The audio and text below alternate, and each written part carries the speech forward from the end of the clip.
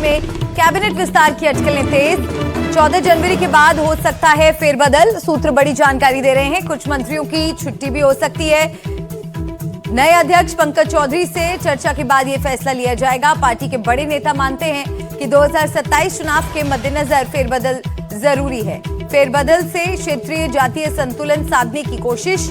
भूपेंद्र चौधरी को फिर मिल सकती है जगह। उत्तर प्रदेश सरकार में अभी 54 मंत्री हैं, योगी सरकार में 6 और मंत्री बनाए जा सकते हैं। मेरे वरिष्ठ सहयोगी अखिलेश हमारे साथ जुड़ गए हैं, सीधा उनका रुख करेंगे। अखिलेश जी, इस बड़ी खबर पर और क्या जानकारी?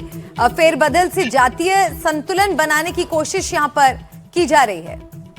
बिल्कुल, और जैसा आप जानती हैं कि ज्यादा समय नहीं बचा है उत्तर प्रदेश के विधानसभा चुनाव में। इसके साथ ही अगले साल पंचायत के चुनाव भी होने जा रहे हैं। तो ऐसे में कोशिश ये रहेगी बीजेपी की कि जो अंतिम मंत्रिमंडल में फेरबदल होगा, इसमें सारे समीकरणों को साधा जाए ताकि चुनाव के लिए जो बीजेपी की रणनीति है उसको ज्यादा साध सके, उसको एक धार दे सके। ये भी कोशिश बीजेपी की रहेगी। इसमें आपने देखा होगा कि हाल में पंकज चौधरी यूपी बीजेपी के अध्यक्ष बने हैं। तो ऐसे में पूर्वांचल से मुख्यमंत्री भी हो गए, साथ ही प्रदेश अध्यक्ष भी हो गए।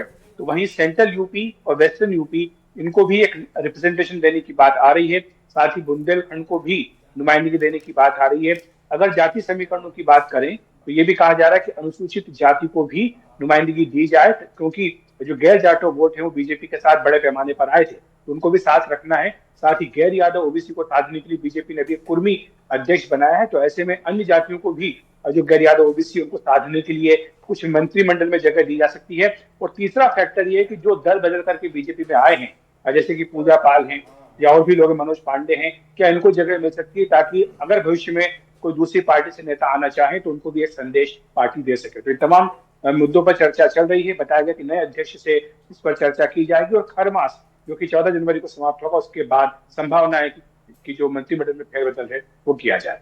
बिल्कुल, नजर 2027 पर भी है अखिलेश जी, उस लिहाज से और क्या फैक्टर्स महत्वपूर्ण हो जाते हैं इस फेरबदल में और क्या कुछ नई चीजें हम देख पाएंगे?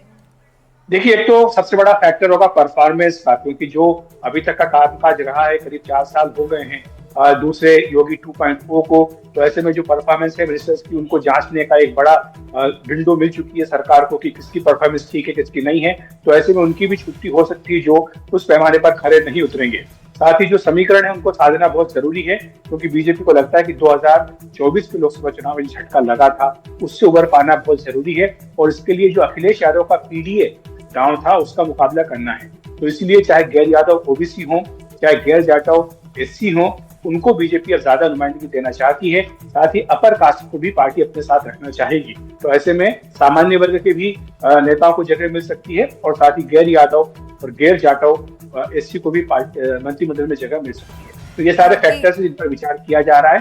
माना जा रहा है कि इसके बाद चर्चा जो है वो नए प्रदेश अध्यक्ष से होगी, पंकज चौधरी से। उसके बाद इस बारे में कोई अंतिम निर्णय किया जाए।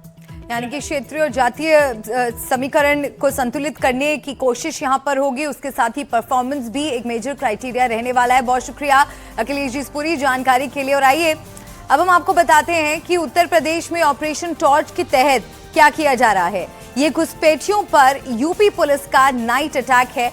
रात 12 बजे से सुबह 4 बजे तक अभियान चलाया जाता है। धरपकड़ के लिए ऑपरेशन टॉर्च शुरू किया गया है। रोहिंग्या और बांग्लादेशियों की तलाश तेज कर दी गई है। जगह जगह संदिग्ध बस्तियां पहुंच रही हैं। टॉर्च लेकर झुग्गी झोपड़ियों में हो रही है जांच। पारिवारिक सदस्यों की गिनती की जा रही है। जिनके पास वैध दस्तावेज नहीं है उन्हें चिन्हित किया जा रहा है। तो यूपी में ऑपरेशन टॉर्च के तहत कार्रवाई तेज हो गई है। घुसपैठियों पर यूपी पुलिस का नाइट अटैक हो रहा है। अवैध घुसपैठियों की तलाश की जा रही है। बांग्लादेशी और रोहिंग्या लोगों की तलाश की जा रही है। रात 12 बजे से सुबह 4 बजे तक ये अभियान चलता है। कई संदिग्धों के रिकॉर्ड छाने गए हैं। सभी के दस्तावेजों की जांच हो रही है और ऑपरेशन टॉर्च के तहत रोहिंग्या और बांग्लादेशियों की तलाश तेज हो गई है। जगह जगह संदिग्ध बस्तियों में टीम्स पहुंच रही हैं। टॉर्च लेकर झुग्गी झोपड़ियों में जांच हो रही है। टॉर्च लगाकर पारिवारिक सदस्यों की गिनती की जा रही है। जिनके पास वैध दस्तावेज नहीं है उन्हें चिन्हित किया जा रहा है। सभी के दस्तावेजों की जांच हो रही है। ऑपरेशन टॉर्च चलाया जा रहा है, जिसमें हमारे द्वारा ये वेरिफिकेशन की जा रही है कि जो यहाँ के मूल निवासी नहीं है लेकिन यहाँ के बाशिंदे हो गए हैं, कुछ समय से यहाँ पर रह रहे हैं, ऐसा तो नहीं कि वो बांग्लादेश से या एनिमी कंट्रीज से यहाँ पर आके निवास कर रहे हैं, क्योंकि इनके पास जैसे इन्हीं जो 15 घर आप देख रहे हैं जो झुग्गी झोपड़ी की फॉर्म में, इनमें अराउंड 40 से 45 सदस्य रहते हैं। तो इसकी वेरिफिकेशन हम करा रहे हैं, जहां ये मूल निवास स्थान बता रहे हैं वहां पर पुलिस स्टेशन पर भेजकर कि वास्तव में ये वहीं के रहने वाले हैं या फिर ये कहीं और से माइग्रेट होकर अपने आप को बंगाल का दिखा रहे हैं। तो इस चीज की पूरी हमारे यहाँ से वेरिफिकेशन की जा रही है।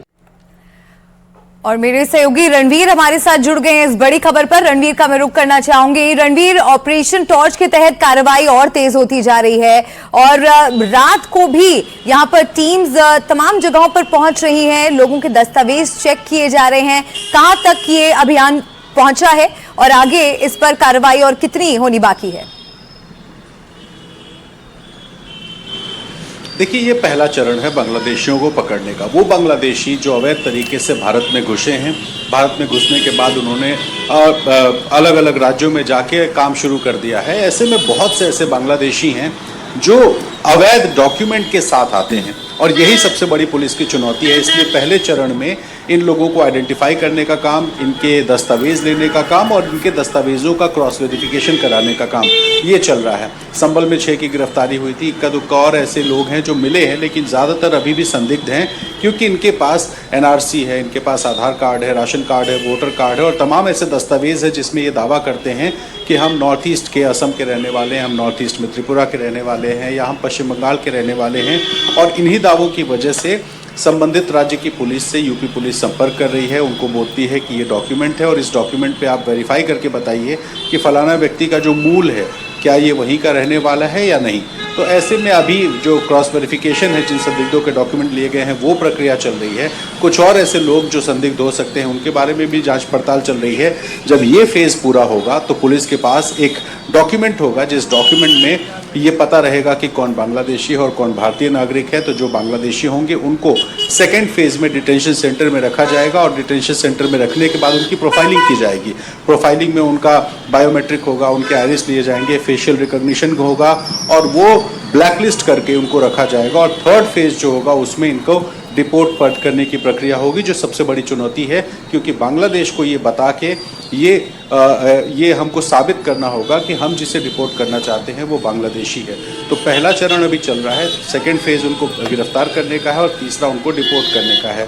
तो अभी फ़िलहाल पहले चरण में ही जो पुलिस है वो क्रॉस वेरिफिकेशन की कोशिश कर रही है कि जल्द से जल्द जो भी संदिग्ध हैं उनके बारे में ये पता कर लिया जाए कि वो व्यक्ति असम, त्रिपुरा, बंगाल, झारखंड या जहाँ कभी बता रहे हैं वाकई वही का है या फिर बांग्लादेशी है। और ये फेज़ खत्म होने के बाद फिर रणवीर, आप बने रहिए हमारे साथ। इस बीच एक और बड़ी खबर है। उत्तर प्रदेश से ही किसानों को नकली और मिलावटी खाद से बचाने के लिए मुख्यमंत्री योगी आदित्यनाथ ने सख्त निर्देश जारी किए हैं। सीएम योगी ने कहा कि नकली खाद की बिक्री, कालाबाजारी और ओवर रेटिंग किसी भी सूरत में बर्दाश्त नहीं की जाएगी। दोषियों के खिलाफ NSA लगाया जाएगा और कठोरतम कार्रवाई होगी।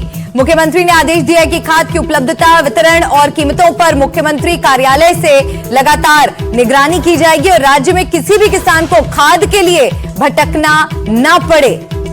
रणवीर हमारे साथ बने हुए हैं। रणवीर, सख्त यहां पर हिदायत मुख्यमंत्री योगी आदित्यनाथ की तरफ से दी गई है, राज्य में किसी भी किसान को खाद के लिए भटकना ना पड़े। इसके तहत क्या कुछ हो रहा है? देखिए, दरअसल उत्तर प्रदेश में ज़्यादातर बुंदेलखंड में, पूर्वी उत्तर प्रदेश में और लखनऊ के आसपास में ये शिकायतें थी कि इस बार खाद अवेलेबल नहीं है। बहुत लंबी लंबी लाइनें लग रही थी और वजह क्या थी कि जो उसका वितरण होता है वो वितरण ठीक तरीके से नहीं हुआ। पश्चिमी उत्तर प्रदेश में कमोबेश ऐसी स्थिति ज़्यादा नहीं देखने को मिली थी और इसी वजह से जो ऐसे लोग हैं जो खाद बेचते हैं उन्होंने मौके का फ़ायदा उठाया और नकली खाद बना करके बेचनी शुरू की। अब चूंकि सीज़न के हिसाब से किसानों को अपनी बुआई करनी होती है तो उन्हें खाद चाहिए, पोटाश चाहिए, DAP चाहिए और वो अवेलेबल ठीक से नहीं हो पा रहा था। इस वजह से जम करके लोगों ने नकली खाद बेचना शुरू किया। किसानों ने खाद समझकर खरीद लिया, उसकी लगाया, लेकिन उससे फसल बर्बाद हो रही है।